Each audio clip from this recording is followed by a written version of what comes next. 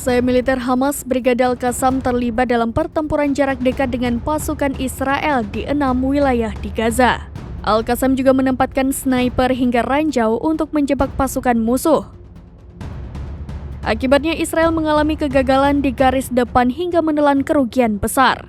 Hal ini diungkapkan oleh Abu Ubaidah, juru bicara Al-Qassam melalui unggahan di Telegram pada Minggu 20 Desember.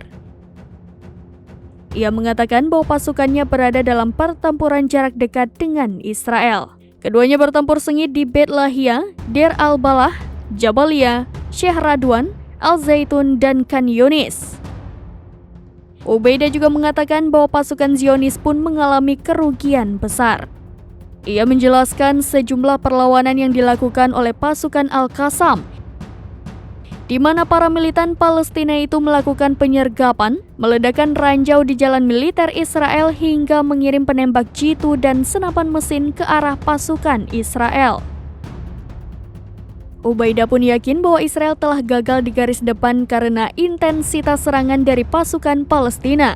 Ia menuturkan bahwa Israel akan benar-benar dikalahkan jika tidak menghentikan agresinya. Abu Ubaidah juga mengatakan pasukannya telah menghancurkan lebih dari 180 kendaraan tempur Israel di jalur Gaza selama 10 hari terakhir setelah gencatan senjata usai.